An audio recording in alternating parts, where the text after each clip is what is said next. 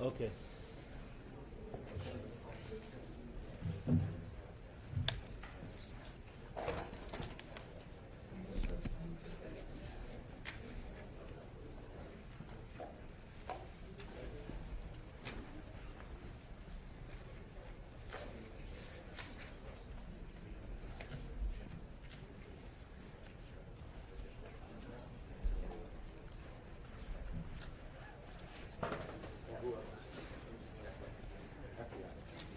Jasmine.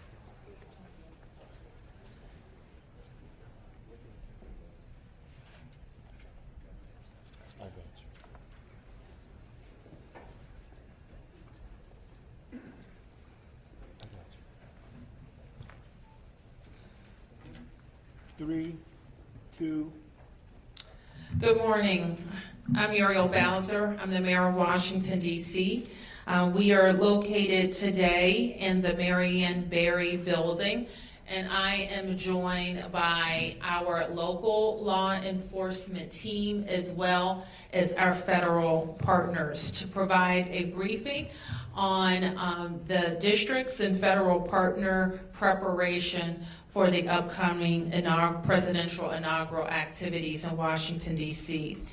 Before I start today, I want to acknowledge an incident this morning where 3 of our brave officers were responding to a residential location, and while attempting to apprehend an armed suspect, they were shot.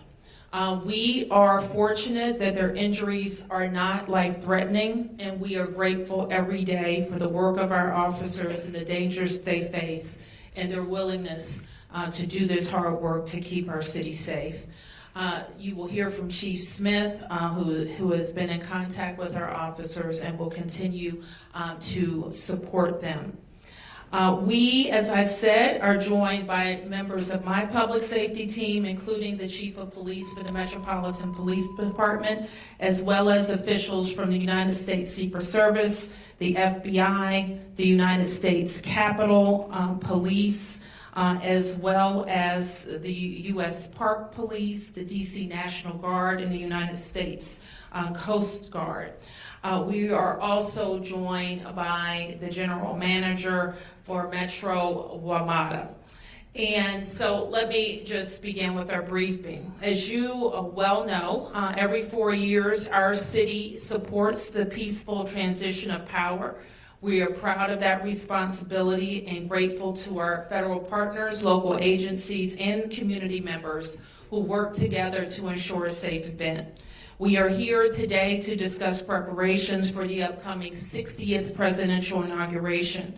And the Secret Service, while the Secret Service is leading the security effort, the district is working closely with the Secret Service and other federal partners. I want to recognize all of the teams for their work around the 2 national special security events of last week, including the certification of electoral votes on January 6th, as well as President Carter's funeral.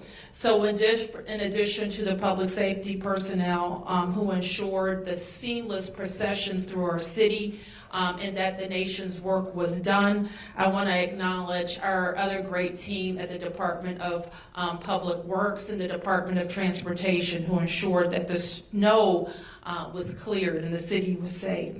For residents and businesses, most of the impact of the inauguration will be felt in the area directly around the National Mall, the United States Capitol, the Convention Center, and around Union Station. So if you live, work, or need to travel through those areas that are shown on the map in this coming week and weekend, make sure to plan ahead and give yourself extra time.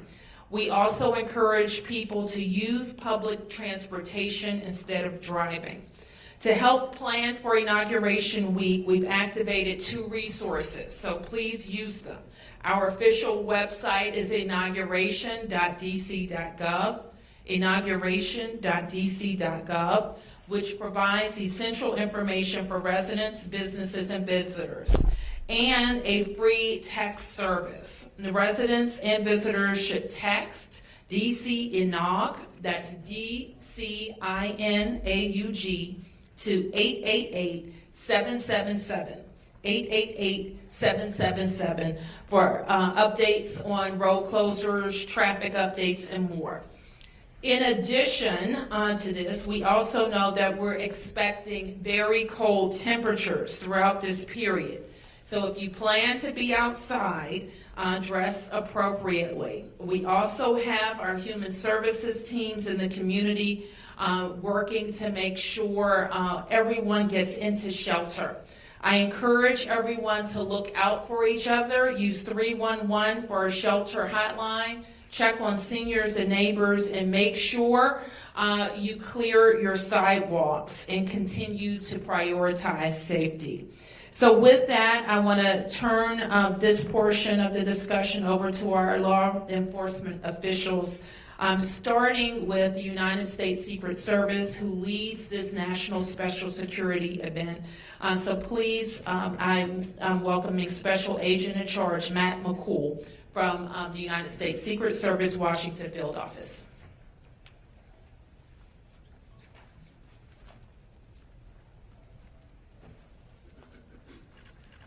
Thank you, Mayor Bowser, for your introduction.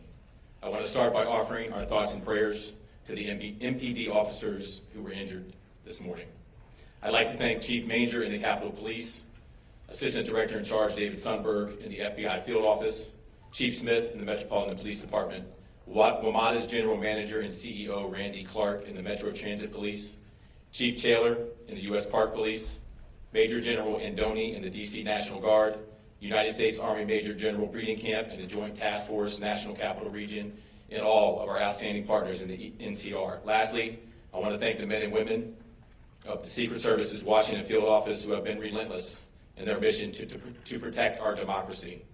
Many in this group were together just 10 days ago to discuss the operational security plans for the 2025 counting and certification of electoral votes and the state funeral of former President Carter. These events showcase the teamwork and partnership, public safety personnel in the National Capital Region. A week from today, this collaboration will again be on display at the 60th inaugural ceremonies. The upcoming inauguration, which will take place on Monday, January 20th at the Capitol, is the third leg of our Triple Crown. The Department of Homeland Security has pre-designated presidential inaugurations as national special security events.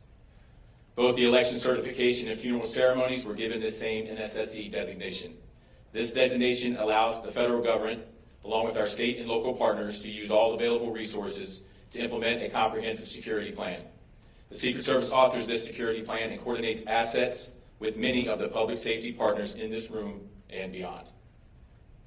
The majority of NSSEs are held in and around Washington, D.C., meaning everyone here knows what needs to happen. Regular training, constant communication, and the frequency of these events puts us in a position to succeed. The Joint Congressional Committee and inaugural ceremonies organize the upcoming inauguration, which thousands of special guests will attend. These include President Biden, Vice President Harris, several former presidents, Supreme Court justices, and lawmakers from the House and Senate. Hundreds of thousands of attendees will also be on hand to watch the peaceful transfer of power on the Capitol grounds. The public is also invited to view the inauguration from the nearby National Mall. Chief Manger will provide additional information on safety precautions underway at the Capitol. All attendees will undergo screening. Designated checkpoints will be set up for members of the public interested in attending the inauguration. A map of the perimeter showing the locations of all checkpoints will be available online at www.inauguration.dc.gov. The website will also provide information about parking, road closures, and other impacts. The Federal Aviation Administration will announce temporary flight restrictions in and around Washington, D.C. The U.S. Coast Guard will communicate any maritime restrictions, which will also be linked to the inauguration website. Additional fencing and concrete barriers will supplement the fencing already around the Capitol for the election certification and President Carter's funeral. More than 30 miles of anti-scale fence will be used for the inauguration, more than any other NSSE ever before. The Secret Service's comprehensive security plan will continue to use drones as part of our protective posture. Do not be alarmed if you see these assets during the inauguration or in training in the days ahead. The Secret Service will bring agents and other specialists from field offices across the country to provide a full slate of visible and invisible security measures. We work side by side with our partners throughout the process, as everyone plays an equal part in safeguarding this event. As evidence of this cooperation, consider the more than 1,500 annual protective visits the Secret Service Washington Field Office conducts with our MPD partners.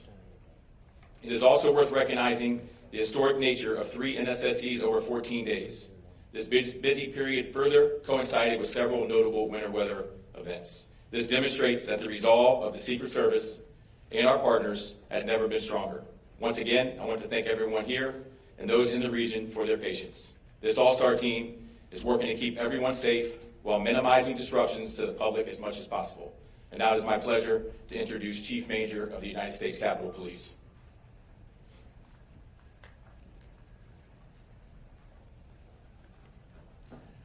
Thank you, Matt. With the inauguration coming up next Monday, many of the security enhancements that went up around the Capitol for January 6th and for President Carter lying in state have remained in effect. And as you heard from Special Agent McCool, the fencing remains up and will be staffed by individuals who, on the day of the inauguration, will be able to assist people in terms of getting in, getting screened, and finding their way to where their seats are. One of the differences between what we expect this weekend and next Monday from past few weeks is that we expect much larger crowds. There are going to be nearly 250,000 ticketed guests attending the inauguration. In addition to that, there will be folks that are showing up to participate in a number of demonstrations that will be in the downtown area. We have on Saturday the People's March. It will be at the Lincoln Memorial, and they expect there may be 10,000 to 15,000 people at that event. On the day of the inauguration, there will also be demonstrations going on. A group called We Fight Back expects, they on their permit ad said they expect about 10,000 people, and that will be in a couple of locations in the downtown area on Monday. The biggest threat, I think, for all of us remains the lone actor. Just in the past week, while President Carter was lying in state, we had 2 lone actors show up at the Capitol. One trying to bring in knives and a machete, another one who was trying to, what I believe, to disrupt the proceedings by setting their car on fire down in the Peace Circle area. U.S. Capitol Police were able to interdict these folks before they had a chance to do any harm. But that threat of the lone actor remains the biggest justification for us being at this heightened state of alert throughout the next week. There will be folks along the fence line to assist the public in getting in to the inauguration for those that have tickets, and there will you'll hear from Metro. They're opening up early. The gates are opening up early, and we encourage people to show up early just because of the size of the crowds that we expect. And I'll close by saying that while we have around 250,000 ticketed guests for the inauguration, there are ticket scams that are ongoing, and people should be aware of the fact that there are these scams going on. So before anybody buys a ticket, make sure that you're getting a ticket from a reliable source, which at this point is mostly a member of Congress or someone who is in a position to be able to have the legitimate tickets. Thank you, Chief. With that, I would like to call Agent Sunberg from the FBI.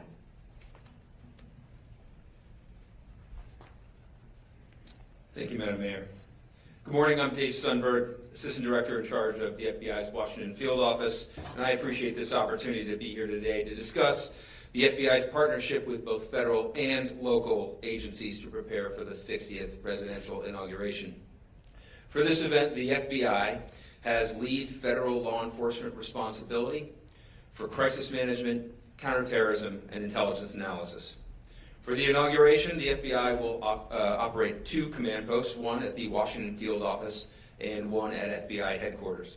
These command posts serve as central hubs for employees to analyze intelligence, assess potential threats, coordinate investigations, and surge resources as needed. They will be running throughout the NSSE period. We are not currently tracking any specific or credible threats to the inaugural ceremony or to the Capitol complex. We will continue to work closely with our partners to share information and identify and disrupt any threats that may emerge.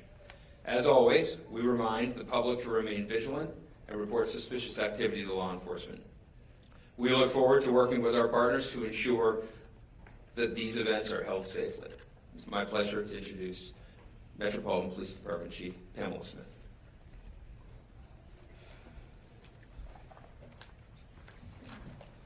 Good morning, and thank you, Director Sundberg. I'm Chief Pamela A. Smith, Chief of Police for the Metropolitan Police Department here in Washington, D.C.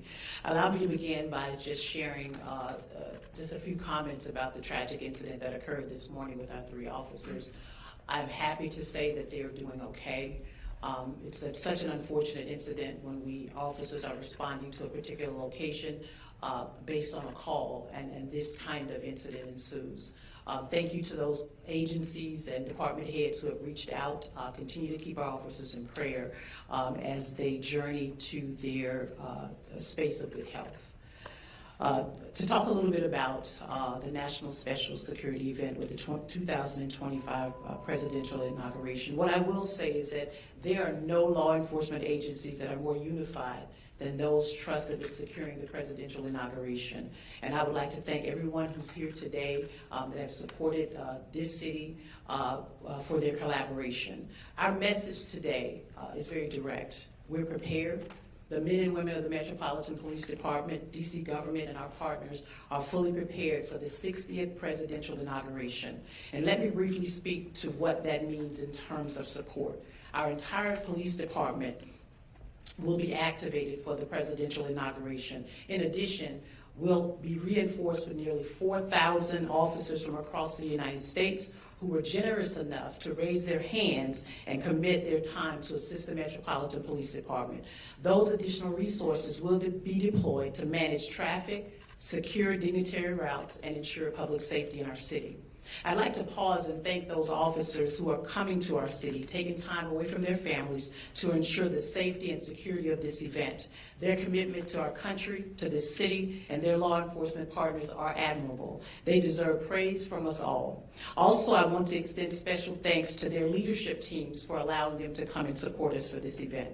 In addition to the support of the fellow law enforcement partners, we will have 7,800 National Guard members that will be activated across the district to assist with the inauguration. This is not just at the request of the Metropolitan Police Department, but at the U.S. Secret Service and those who are under the Security Special Inauguration event for today. For the upcoming election, inauguration, sorry. While we're focused on the presidential inauguration, I want our residents and businesses to know that we remain fully committed to delivering comprehensive police services across all 7 of the city's districts during this period. We know we'll be able to rise to the challenge because we've done it before. No city handles large-scale events better than the District of Columbia. This month alone, in collaboration with our partners, we've successfully secured 2 national special security events, the counting and certification of the electoral votes, and the state funeral for former U.S. President Jimmy Carter. Both events were successful because our agencies worked together to develop and execute a comprehensive security plan. The 60th presidential inauguration is no different. Our inaugural planning committee has spent the past year working with federal and local partners to ensure the proper measures are in place. To those planning to attend the presidential inauguration or post-inauguration events, be prepared for security checkpoints and an extensive perimeter downtown. Road closures will go into effect early Sunday morning, January 19th. We ask that you avoid driving if at all possible and use our metro stations as a better option to get around. There will be several closures that will also impact the areas around the Washington Convention Center, Capital One Arena, Union Station, and the National Cathedral. Details are available at inauguration.dc.gov, and we encourage you to plan ahead. As the inaugural events unfold, our state-of-the-art Joint Operations Command Center will monitor events in real time, leveraging an expanded camera network to manage crowds and security checkpoints. We'll be ready to respond quickly to any situation. And please note that MPD will ensure your right to peacefully protest and assemble. However, I want to reiterate, as I always have, that violence, destruction, and unlawful behavior will not be tolerated. Offenders will face swift and decisive consequences. On last Friday, a group of protesters outside of the National Archives broke the law and began tearing down signage. Our Special Operations Division was deployed and quickly moved in and made 7 arrests, 6 for unlawful entry and 1 for crossing a police line. We will maintain that swift response to any similar activity that plays out across our city, and we will not tolerate any violence. We want people to come to the District of Columbia to enjoy our city, but those who break the law will be arrested and will be held accountable for their actions. We also ask for your help in making sure that everyone stays safe by being an extra pair of eyes and ears. If you see something, say something. Report suspicious activity to 911 or submit tips to 202-727-9099 via text to 50411 or online at iwatchdc.org. In addition to DC government's 60th presidential inauguration website, MPD will be providing updates on road closures and security impacts through our social media channels. And finally, I'd like to thank the men and women of the Metropolitan Police Department and recognize their dedication and hard work to support the presidential inauguration. Thank you for your cooperation and thank you in advance for your patience. Together, we will ensure a safe and successful presidential inauguration. Now, I'll turn it over to Metro General Manager Randy Clark to discuss impacts on the Metro system. Good morning, everyone. As the chief said, I'm Randy Clark, the WMATA General Manager. I want to thank the mayor for having us here today with all of our partners. Obviously, a very successful week with 2 national security events, and as the mayor and I were discussing earlier, a pretty significant weather event. And I think these partnerships demonstrate everyone working together got us through that, and we look forward to doing that again for the upcoming inauguration. I'm going to take a moment and go through generally some pretty significant service impacts, because I think that's going to be the most impactful for people visiting the inauguration and local residents. But just highlighting, this is again not Metro's first inauguration, just like all the agencies up here. Our Transit Police Department is led by Chief Anzalo. This will actually be his 10th inauguration, working both for DC, MPD, and now us. We feel very confident with the measures we put in place, a lot of preparedness. We have 15 other law enforcement transit police agencies around the country, similar to as Chief Smith mentioned, to come in and supplement our workforce. We also have our National Guard partners, which we very much appreciate, and TSA. So probably throughout the Metro system, we'll have over 900 security uniformed personnel to keep people safe. They'll be walking trains, they'll be in platforms, bus areas. The whole idea is to get ahead of something, see something, say something, lots of uniformed personnel to keep people safe. Additionally, there'll be lots of signage out through all the system, really explaining to people where they can go and where they can't go. I want to highlight WMATA.com/inauguration for people that are really trying to get some granular information. We'll go through that in a little bit more detail. So as Chief Manger said, we did get a request from the Secret Service and the Capitol Police, and we were going to be opening the Metro Rail system at 4 a.m. the day of inauguration to help with crowds. We will have increased service throughout the day as well. On the red line, we expect 4-minute frequency all day long, 8 minutes on all the other lines, and the yellow line we're going to extend to Greenbelt, so we can really connect Virginia, Maryland, and DC all together on those lines. There are some significant station closures, though, at the request of Secret Service as well. McPherson Square Station, Federal Triangle, and Smithsonian, those are on the blue, orange, and silver lines. They will all be closed. The green yellow lines, we're going to have Mount Vernon Square and Archive stations closed. Now, we are going to run service through those stations. That just means people will not be able to enter or exit those stations. We will be running trains through those stations. There are some additional station closures and entrance closures at other times, specifically Farragut West. Half the station will be open, but we will have entrance open.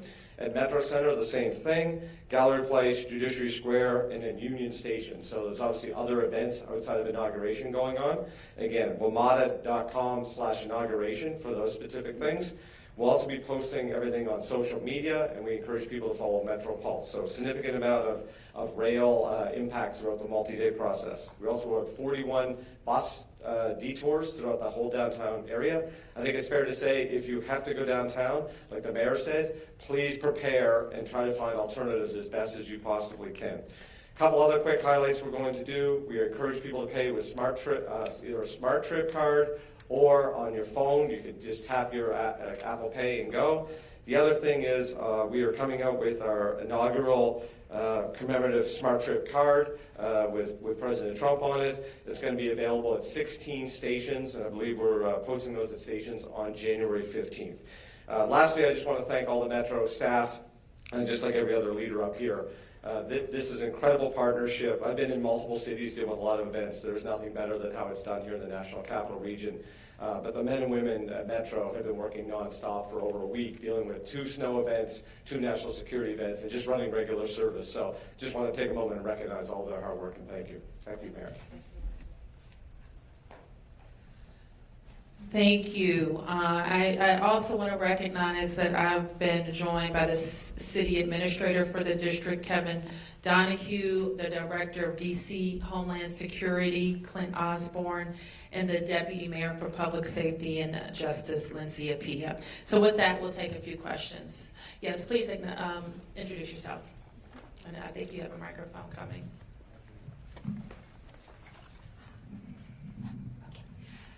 Thank you. My name is Sonia Schultz with Diario Las Americas. I would like to know what is different this year in comparison to last year's in the light of the recent events, security events happening in New Orleans, and also recently during one of the rallies of President-elect Trump.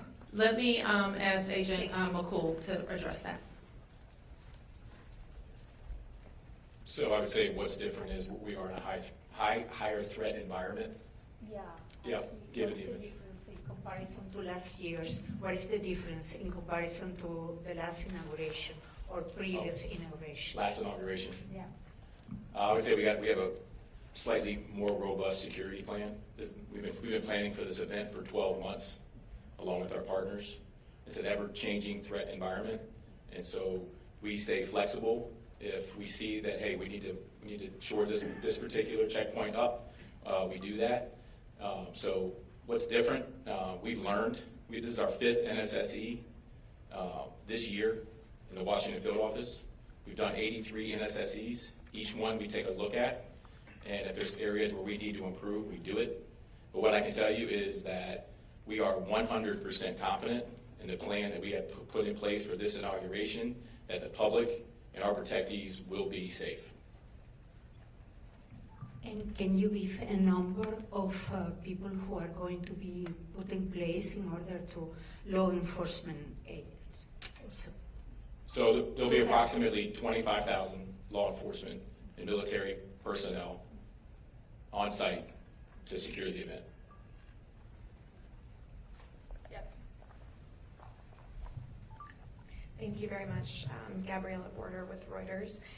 Do you have an estimate on how many people are going to be coming into town between Saturday's demonstration and Monday's inauguration? And do you have any idea how many residents are going to be leaving town during that period? I don't know how many residents are going to be leaving town. It is a holiday weekend, so I would expect that it will be similar numbers of personal travel on that weekend. So let me just ask the chief to speak to any other estimates from the permits that we have on hand. And Chief Major spoke to a number that he's aware of ticketed event totals. But beyond that, we don't get in the business of estimating how many people. We look at the data that we have for people who have tickets and the like. So, Chief. So we do have on January 20th approximately about 12 First Amendment activities. One in particular on the 19th is the People's March, which we have an estimate of about, initially the permit said about 50,000 people. I think as of today, we're looking at about maybe 25,000 or less. We will be prepared. We've dealt with this group size before during the last inauguration. I think it was called the Women's March at that time, and now it's the People's March. And we will be prepared. And that's the largest event with respect to numbers of people coming into the city. Again, we don't give numbers, but we will be prepared to address any large groups that come to our city. Between the People's March and the large crowds of Trump supporters that are going to be coming into the city, are you aware of any counter-protests or potential for tension between these groups of people, and what measures specifically are you taking to ensure that everyone can voice their thoughts safely in a very politically volatile weekend? Well, as I've stated before, we want people to come and voice their opinion safely. We have our civil disturbance unit. Every team will be activated here across the city. As I stated before, we have approximately 4,000 law enforcement officers who are providing support here in the city. And we also have the opportunity, we have the Council of Government, where we are an association of police chiefs in this region. So if there's any support that we need, we know how to break glass and ask for those resources in a very quick and swift manner. Any other questions? Yes. You said that. Oh, here we go. Mm-hmm. Thank you. Nathan Worcester, Epic Times. You mentioned that there was no specific or credible threats, and you mentioned, Chief Major, that there was more of a concern with a potential lone actor. Are there any indications that there could be groups similar to the ones who showed up at the DNC this summer and refused to disperse, leading to dozens of arrests?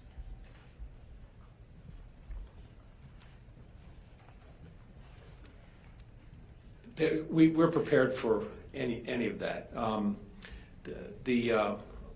One of the precautions we've taken is the security fence around the Capitol complex, and we're hopeful that that'll keep any of the protests from getting too close to the Capitol.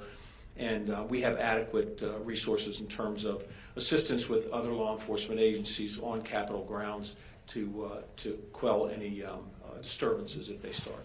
So there are no indications of those similar groups at this so far? None. There's we have no intelligence to that effect. Yes. Good morning. I have a couple of questions. My first question is for the law enforcement personnel, particularly those who are going to be closest to the ground. How do you mitigate Fourth Amendment violations, throughout this entire endeavor? Just given the fact that this is a polarizing time, we have two groups, a lot of people going at it on the ground. What's the strategy as far as mitigating that so that people don't feel like they're being singled out? And I'm just speaking because those are similar sentiments back in 2020 at the height of the George Floyd protests. Chief? Well, Sam, thank you for the question. I think right now, we're in two different time periods with respect to what was happening around the George Floyd time period and where we are today with respect to Fourth Amendment and with respect to how we engage with the community. I think we have come a long way with bridging the gap between how we deal with our residents and even the groups. I mean, if you notice here in the city, we allow peaceful protests all the time. But when it comes to violating the law, we're just not going to tolerate it. I've given my team direct orders as of last week. Anyone who thinks that they can come into this city to destroy property, we will be prepared to deal with them or destroy our businesses. We want people to come into our city. I think we train, if not annually, biannually on Fourth Amendment. I, in particular, have had many conversations with our U.S. Attorney's Office, and I brought them into our police department to also provide us with additional training around Fourth Amendment. So I think we'll be very prepared to deal with any Fourth Amendment issues that may arise. A couple more questions if there's cool. For me or for the mayor? Go ahead. And I don't want to get tangential, but with the MLK holiday coming up, and with the recent federal complaint levied against the empowerment program here in D.C., what is on your mind as a mayor? Federal complaint about what? Federal complaint about an affinity program, Mhm. Black girls in D.C. There's a parent group that is that filed a complaint against that last week. Okay, I'm not familiar with that. No problem. Mhm. But it's in line with the DEI pushback that's been happening over the last couple of years. Mhm. And seeing as though we're celebrating Dr. King's birth, and you as a black female mayor are a beneficiary of what he has accomplished, what is on your mind coming into this time where Trump is coming into office and we have the GOP targeting programs that are meant to protect our black and our affinity groups? Well, there's a lot on my mind, but right now we're focused on a peaceful transition of power and the district working with federal law enforcement partners to ensure that that happens. I think there's going to be a lot of time and space for policy discussions, both those policy discussions where there's agreement and where there's disagreement. Obviously, in Washington, D.C., we embrace our values that that make us a strong and diverse city. Who else has questions? Yes. Hold on. That was the last question. Next question. Next question. Two questions. First for the chief. I know you mentioned other agencies coming in to help. For residents here, when can they start to expect to see those other police forces, and when can they expect to see them leave the area? Don't you want to keep them around?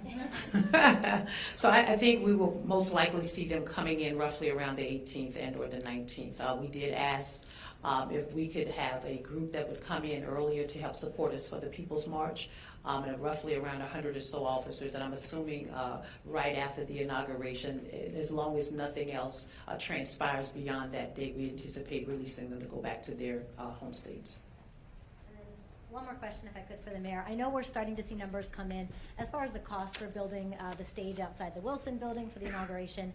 For residents that are concerned about spending $1.5 million on that instead of, using those dollars locally for programs, what do you say to them? We do it every 4 years. I hate that the costs have escalated, but if you can imagine those costs escalating, think about our schools, buildings, our road projects, and everything else that the district builds. And then you'll understand some of the pressures we have with our capital budget. So things are more expensive, and I think people recognize that as the host city, and the importance of us having our building on Pennsylvania Avenue and being the only jurisdiction that can participate in that way is powerful. So while I don't like that the costs have gone up so much, I think it's important to do it every 4 years. Any other questions here? With Telemundo 44. I wanted to thank you for giving us that update on what happened this morning. I was wondering if there's any more information on the suspect. Is mental health, was that a factor? Anything else you can share? I only know anecdotally that it would appear that the resident did have some mental health issues. I hesitate to say that because that's not, I didn't get my medical degree yesterday, but we are concerned that that was a problem. Yes. Chief Smith. There you I are. got Mm-hmm. Okay, I just didn't know where you were.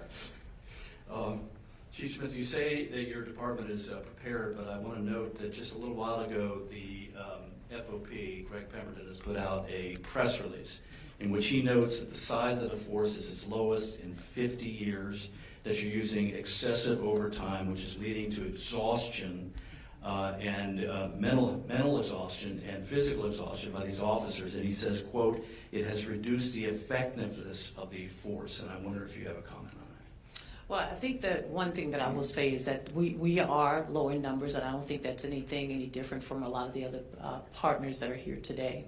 What I will say is that our officers are resilient. I will also state that over the last 2 years, or 2.5 years, to be honest, our officers have been engaged in a mental health and wellness program that we have here at the Metropolitan Police Department. My predecessor stood that up prior to my arrival as the Chief Equity Officer. And we will do everything we can to ensure that our officers get the appropriate arrest. I'm an advocate for making sure that mental health and wellness is on the forefront of my mind as well as the forefront of the officers. And we will continue to support our officers to ensure that they are healthy and that they get the appropriate rest they need with respect to providing support for our city. But if I have one follow-up, the size of the force is I mean, 4 years ago, you probably would have had 3,700 to 3,800 officers 4 years ago. You're down below 3,200.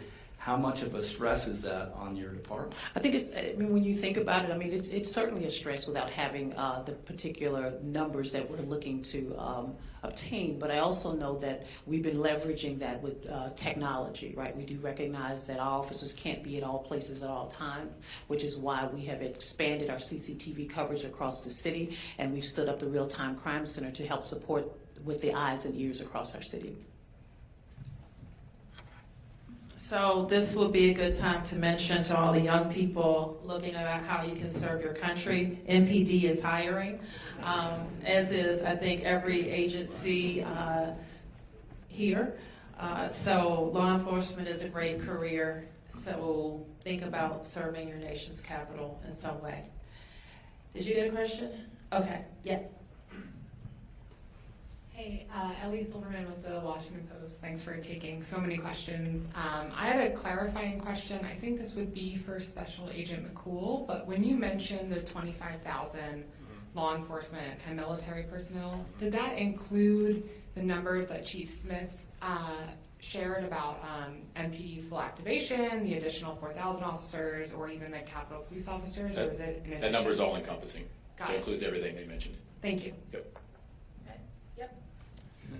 Mayor Josh Chapin here at 7 News. Sorry if I walked in late and you guys talked about this already, but I think there's certainly a little bit of buzz in the city about what happened on the football field last night. So if you care to comment on that, but that tied into the RFK Stadium stuff. I'm just curious, shovels in the ground, you know, there was some reporting we did yesterday saying that we're going to see some more construction equipment over there. Yes. So I think sort of a twofold Commanders RFK question is what I'm asking. Yes, go Commanders, beat the Lions. Let me just say that. And I just want to congratulate the organization and all the long-suffering fans who are feeling really good this morning. And to win this playoff game, I think I saw it reported that Jaden Daniels was 5 years old the last time the Commanders won a playoff game. So it's a great day. And it is true that the city, through Events DC, will begin demolishing the current stadium. It has been long planned and discussed and permitted. It's going to be a selective demolition, which means it won't be a big implosion. It's going to happen over the course of many, many months, and you'll begin to see construction equipment and materials there. All right. Yes. Hi, Rebecca with 7 News. I guess this would be a question for Secret Service and for potentially Capitol Police. If you can paint a picture for folks either new to the area or are unfamiliar with NSSEs, layman's terms, what can they expect visually and as well as invisibly? Are we talking State of the Union level security? If you can paint a picture for us. So we don't discuss all our means and methods, but I can discuss what they will see. So they will see lots of anti-scale fence. They will see tactical teams. They'll see CDU units. They'll see officers and agents on rooftops. They'll see checkpoints. They'll see road closures and barriers and concrete. that's what they can plan to see. Answer your question? Anybody else? Yes. On topic. What's your contingency plan? Well, on the topic of this relationship between local and federal, what is your contingency plan if, by any chance, with Trump coming into office once again, that home rule is, close to being eviscerated, that things are under threat? What's your contingency plan when the discussions go nowhere and when the person who you hope is cooperative is not being cooperative? Well, I think this is, we always are planning for how the district responds to our legal authority and our right to self-determination. So that doesn't ever change. But it also doesn't change the fact that the district wants to work cooperatively with those who work with us. That includes the incoming president and the incoming leadership in the Congress. Any other questions? Yes, all right. This may be the last one. Okay. Yes. Kind of going off of the viewing stand, do you know at this point how many people are set to be in the viewing stand outside of the Wilson building? Is it a full house? Is it? It will be. We will occupy all the seats. And in addition to that viewing stand, we also support the Presidential Inaugural Committee with building the viewing stand across from the White House and the media stand. I think, does anybody know the number of seats? I want to say it's probably like 50 or something like that. It may be more, 50 to 60, I don't know. And then I will invite guests and the council will invite guests. But to clarify, the 1.5 million is for just the I Wilson think so. stand, right? I think so. Okay, thank you. So you all can write all about it, the 1.5 million, that's what it cost. And so here's the question for the people. Do you not want to be represented on Pennsylvania Avenue during the most watched event of the political season? You could say no. I'm not going to say no as mayor. I'm going to do it now. I'll do it the next time like I did it the last times, just like we did it for every other president. Okay, thank you, everybody.